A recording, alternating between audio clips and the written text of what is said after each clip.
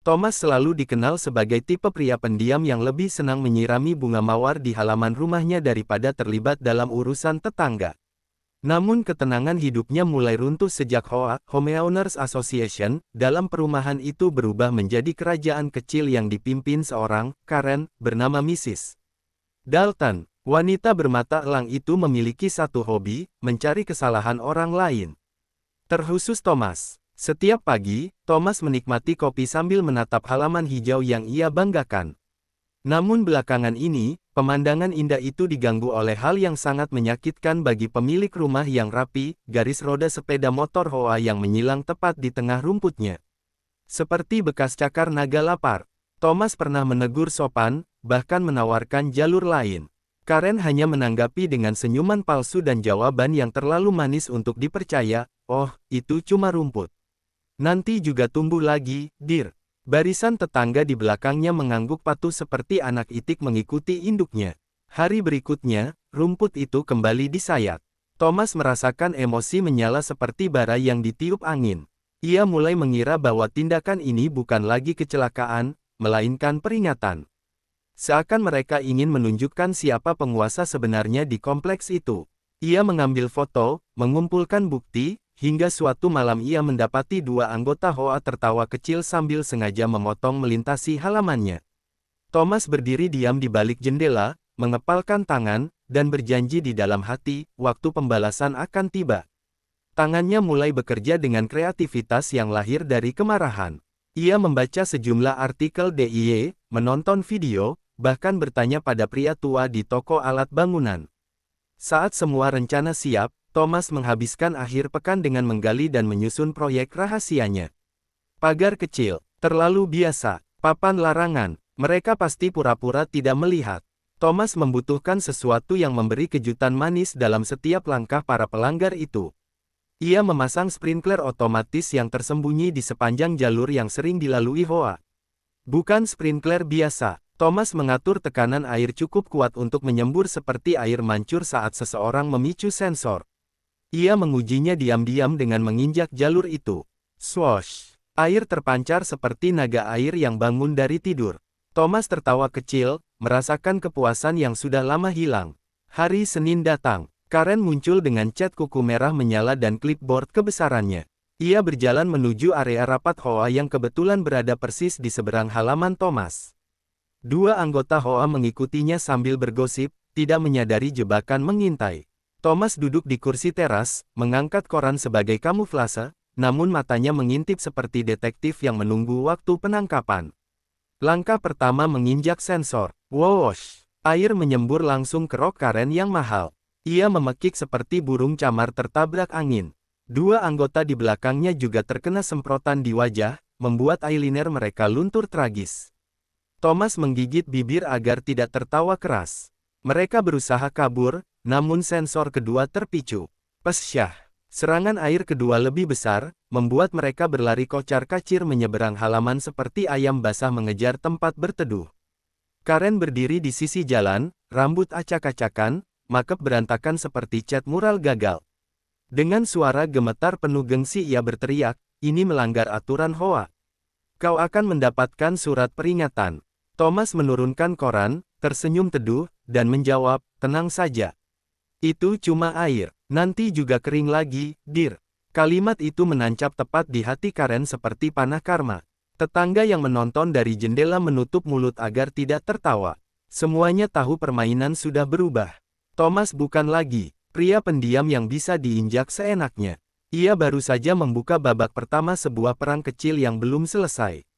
Dalam hatinya, Thomas berbisik, "Selamat datang di halaman yang tidak boleh kau lewati." Perang rumput baru saja dimulai. Setelah insiden sprinkler yang membuat Karen dan kroninya basah kuyup, nama Thomas tiba-tiba menjadi pembicaraan utama di lingkungan itu. Ada yang memujinya dalam hati karena akhirnya ada seseorang yang berani melawan kekuasaan Hoa, tetapi banyak juga yang takut bahwa Karen akan membalas lebih kejam. Thomas hanya tersenyum setiap kali seseorang melempar tatapan penasaran dari balik tirai. Ia tahu perang belum selesai. Air mungkin sudah memberi pelajaran kecil, tetapi saat menghadapi Karen, seseorang butuh lebih dari sekadar kejutan basah. Beberapa hari berjalan dengan aman. Tidak ada roda yang melindas rumput, tidak ada jejak sepatu melintasi pekarangan. Namun kedamaian itu terasa seperti keheningan sebelum badai. Pada hari Jumat, Thomas menemukan sesuatu yang membuat darahnya mendidih. Sebuah surat peringatan Hoa tergeletak di depan pintu. Di dalamnya tertulis bahwa sprinkler otomatis Thomas dianggap berpotensi berbahaya dan melanggar estetika lingkungan. Di bagian bawah, tertulis dengan tinta merah, Anda diminta untuk menonaktifkan semua perangkat otomasi halaman ini dalam 72 jam. Tanda tangan Karen begitu besar seakan ingin menamparkan wajah Thomas. Ia meremas kertas itu lalu menarik napas panjang. Karen sudah memulai babak kedua. Thomas siap membalas dengan sesuatu yang jauh lebih menyengat. Ia pergi ke toko perlengkapan kebun dan membeli gandum palsu dengan ujung plastik kecil menyerupai duri lembut. Tidak terlalu tajam, namun cukup untuk membuat siapapun yang menginjaknya merasa tidak nyaman. Ia menanamnya di jalur rumput yang selalu dipotong Hoa. Di bawahnya, ia menyembunyikan sensor berbunyi tinggi. Bukan alarm keras yang mengganggu seluruh lingkungan, namun cukup tajam untuk membuat pelanggar kaget dan kehilangan wibawa. Sabtu sore, Karen datang lagi. Kali ini bersama dua anggota baru Hoa, lengkap dengan rompi resmi seolah akan melakukan misi penyelamatan dunia. Mereka terlihat bertekad mempermalukan Thomas lebih jauh. Karen berdiri di depan rumah Thomas sambil bersedekap dengan kemenangan palsu. Thomas, sesuai aturan, kami di sini untuk memeriksa instalasi ilegal di halaman Anda. Serunya keras agar seluruh tetangga mendengar. Thomas membuka pintu dengan santai sambil memegang teh hangat. Silakan, semoga pemeriksaannya berjalan lancar. Ia melangkah ke samping, gestur penuh undangan. Karen mengangkat dagunya tinggi. Ia melangkah ke rumput Thomas, tepat ke area yang ia kira masih aman. Dalam sepersekian detik, sensor berbunyi nyaring. BEEP, BEEP, BEEP. Karen terlonjak kaget. Salah satu anggotanya terpeleset sedikit karena duri plastik yang menekan telapak kaki. Mereka berusaha tetap menjaga wibawa, tetapi ekspresi wajah panik sulit disembunyikan. Ini lagi-lagi melanggar aturan. Alat ini sangat berbahaya, teriak Karen. Thomas mengangkat alis, pura-pura bingung. Berbahaya, itu hanya alarm kecil dan rumput palsu, Dir. Nanti juga terbiasa. Tetangga yang menonton dari jendela kembali terpingkal sembunyi. Karen memerah seperti tomat, bukan hanya karena malu, tetapi marah karena Thomas memutar balik kata-katanya. Walau begitu, Thomas tahu bahwa ia belum sepenuhnya menang. Karen terlalu keras kepala, ia pasti akan kembali dengan cara yang lebih licik. Benar saja, malam harinya, Thomas mendengar suara gerak-gerik di halaman. Ia mengawasi dari balik gorden dan melihat dua orang Hoa memotong jalan dengan cepat, mencoba melewati jebakan. Mereka membawa senter kecil dan tampak seperti agen rahasia gagal. Thomas mengaktifkan rencana fase 3. Ia telah memasang kamera kecil, yang menyorot ke area rumput yang sering dilalui. Kamera itu terhubung dengan layar ponsel. Saat para pelanggar melangkah, Thomas merekam semuanya. Tidak lama, ia mengirimkan video itu ke grup WhatsApp lingkungan, grup yang Karen anggap sebagai wilayah kekuasaannya. Video itu meledak, emoji tertawa bergulir. Banyak yang diam-diam mendukung Thomas dan memuji keberanian serta kecerdikannya. Untuk pertama kalinya, wajah Karen kehilangan kawalan. Ia tak hanya basah atau malu, sekarang ia kehilangan kontrol. Itu yang paling menyakitkan bagi seseorang yang hidup untuk mengatur orang lain. Thomas meneguk teh hangat dengan puas. Perang rumput naik level. Ia tahu satu hal, kejutan berikutnya akan membuat Karen ingat selamanya bahwa halaman ini bukan tempat untuk dilintasi sembarangan. Perjuangan baru saja mencapai titik mendidih. Karen boleh memerintah Hoa, halaman itu tetap milik Thomas. Popularitas Thomas semakin menjadi. Banyak tetangga yang tiba-tiba menyapa dengan senyum penuh solidaritas, meskipun sebelumnya mereka terlalu takut menentang Hoa. Video dua anggota Hoa yang terjebak jebakan rumput Thomas tersebar kemana-mana seperti api kecil yang menjalar ke seluruh perumahan. Walau begitu, kemenangan kecil ini membuat Karen makin berang. Harga dirinya tergores seperti pintu mobil mewah yang tergores troli belanja. Beberapa hari kemudian, Thomas mendengar kabar bahwa Karen berencana mengadakan rapat darurat Hoa. Konon, tujuan utamanya hanya satu, menyingkirkan semua hambatan ilegal yang menghalangi otoritas Hoa memotong jalan sesuka hati. Thomas bisa membayangkan Karen berdiri di podium rapat, tangan mengepal, wajah memerah, sambil mengoceh soal keamanan dan peraturan. Ia tahu Karen akan segera menyusun strategi balasan, kemungkinan lebih licik dan lebih kejam. Thomas merenung sambil memandang halaman.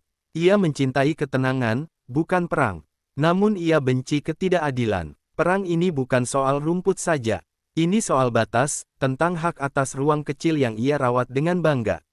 Ia harus membuat langkah yang tidak hanya memberikan kejutan, tetapi juga pesan yang tegas bahwa halaman ini bukan properti umum. Malam itu, Thomas memulai proyek rahasia berikutnya. Ia membeli lampu LED kecil yang bisa menyala otomatis saat gelap, dan memasangnya mengelilingi jalur rumput yang sering dilintasi Hoa. Lampu itu menyala seperti benteng mini yang bersinar. Lalu ia menambahkan papan kecil yang cantik, bertuliskan, zona pribadi. Hormati batas orang lain. Papan itu tampak sopan, namun menyengat layaknya komentar tajam di media sosial. Keesokan harinya, tepat sebelum rapat Hoa dimulai, Karen datang bersama pasukan administratifnya. Ia memasang ekspresi kemenangan seperti ratu drama yang siap memainkan babak klimaks. Begitu memasuki halaman Thomas, lampu LED berjejer menyala mengikuti langkah mereka. Semua tetangga yang keluar rumah untuk menyaksikan drama sore itu melihat jelas batas yang dilanggar. Karen memaksakan senyum palsu lalu berkata lantang, lampu ini melanggar estetika lingkungan. Anda tidak punya izin untuk ini. Thomas berdiri santai, menggenggam secangkir kopi seperti pahlawan tenang dalam film pertarungan mental. Saya hanya menandai batas properti saya. Kalau tidak suka, tinggal jangan lewati, jawabnya dengan tenang. Kalimat itu seperti pisau tajam namun dilapisi gula. Para tetangga saling berbisik. Banyak yang mengangguk setuju. Wibawa Karen mulai retak. Namun, seperti naga yang terluka, Karen tidak menyerah. Malam harinya, Thomas mendengar suara gaduh. Ia mengintip keluar dan melihat Karen dan dua anggota Hoa mencabut lampu LED satu per satu. Mereka bergerak cepat seperti pencuri berpengalaman, sampai alarm kamera Thomas berbunyi cukup nyaring untuk menarik perhatian tetangga di sekitar. Jendela-jendela terbuka, lampu-lampu rumah menyala. Orang-orang melihat langsung sang penegak peraturan melanggar aturan. Seseorang berteriak, "Hei, bukankah itu properti pribadi?" Yang lain bertanya, "Kenapa kalian memotong halaman orang tengah malam?" Karen membeku seperti patung lilin yang disorot spotlight. Thomas membuka pintu pelan, wajahnya tersenyum tenang. Nah, ini yang lebih berbahaya daripada sprinkler, kan? Pencurian properti. Ada rasa puas kecil dalam hati Thomas melihat Karen kehilangan kendali total. Ia merekam semuanya dan mengirimkan bukti ke grup Hoa, grup yang selama ini menjadi senjata Karen untuk mempermalukan orang lain. Diam lama tercipta. Karen perlahan menurunkan lampu LED dari tangannya, wajahnya kehilangan warna. Ia tahu permainan sudah berubah. Kali ini bukan Thomas yang diserang, melainkan reputasinya yang runtuh di depan seluruh lingkungan. Thomas tak perlu berteriak atau mengancam. Ia hanya menegakkan haknya dengan kecerdikan dan ketenangan. Karen menatap Thomas untuk terakhir kalinya malam itu, matanya penuh dendam namun juga ketakutan. Ia mundur sedikit, lalu pergi tanpa sepatah kata. Pasukannya mengikuti dalam kekalahan yang menyedihkan. Thomas meneguk kopi terakhirnya malam itu. Angin berembus lembut melewati rumput yang hijau dan terjaga. Ia tahu perang hampir selesai. Halaman ini bukan sekadar rumput lagi. Ini simbol bahwa setiap orang punya batas yang harus dihormati. Karena ada hal yang tidak boleh dilintasi, bahkan oleh Karen sekalipun.